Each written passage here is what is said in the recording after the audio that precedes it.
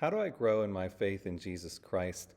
How do I get effective in my habit of studying the scriptures? Well, that is what this video is about. This is a part of a series of videos called Virtual Coach. If you go to our channel, Bethel Pittsburgh on YouTube, go under playlists, you'll find a playlist called Virtual Coach. I'm just walking through practically. Now, our disciple video series under playlist is more theological in nature, more Bible study scenario. This is just being practical on how to grow in our faith as far as establishing these practices. So we have some videos on prayer, the first 3 steps there. This is the third step in establishing a Bible consumption habit in our lives. The first step was making sure we have the right attitude and understand why it's important. The second step is getting some quantity, so getting the habit of getting Bible in our lives. This is how to start to deepen some of the quality of it. Now, you on your own journey will have to just kind of pray through what's the best next step for me. Is it to increase the quantity? So maybe you're only reading a verse a day and you want to get up to a chapter or 2, or you're just reading a devotional and you'd like to actually get into just reading straight from the Bible. Whatever it is, increase the quantity if that's what's best for you. The way you're going to kind of figure that out is if you're increasing quantity and you just can't hit that mark each day, then you probably need to start improving the quality.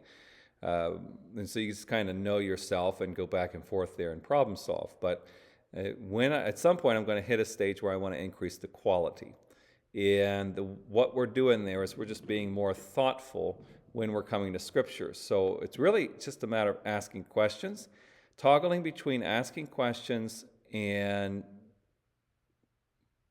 monitoring my heart is really what should be happening. So, because our hearts are resistant to Scripture for a lot of reasons. We don't always see it, but we want to be in control of our own lives. We don't want somebody else to dictate to us how we are to live and what's reality. And so when the Bible comes in threatening that, we kind of resist, or we have certain cultural views and such, and so culturally we want to view and see things a certain way, and when the Bible challenges that culture that's within us, we kind of want to resist that. And some of the ways we do that is by no longer returning to that passage, or just straight disagreeing with it, or saying it has to mean something else. And we have to always ask ourselves, why am I responding that way? Is it because that's a legitimate way to look at that passage,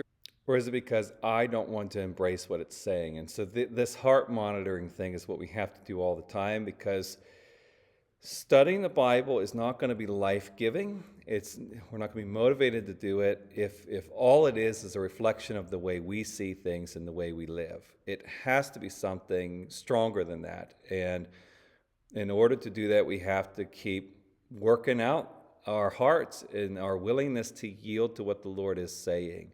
And we have to actually want to be proactive. That's where the questions come in. So when I'm reading the Bible, any portion of it, I'm asking a few questions. What is it that God's expecting me to do? And so I'm looking at that to see, what is it that God's expecting me to do? And then I'm going to look to start to implement that in my life.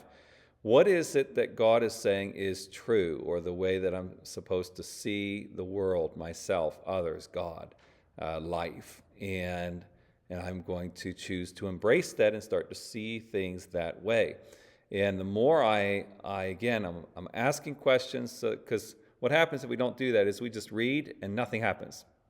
We read the words, but nothing transpired. And so we need to be proactive in asking, what's happening? What's supposed to be happening with me? And what is God expecting to take place? And how do I do that? And Lord, help me to yield to this, because I'm seeing what you're saying, and I actually don't want to do that. Help me, Lord. Help me to see it clearly. Help me to yield to that and empower me to walk that out.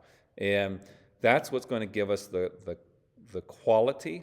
And honestly, if we take this approach, both with our prayer life and our consumption of Scripture, we're going to get to a place where we're going to reach that moment where God's going to start breathing life into us, and we're going to have a drive to do these, and we will no longer need someone kind of coaching us along to do it and holding us accountable to do it. Not that we won't have moments like that, but we won't need that so consistently anymore, because we actually just want to do it, because we're seeing the value in it, and that's key to growing in your ability to consume Scripture. If you have any questions on that, leave it in the comments below. I'd be glad to answer your questions.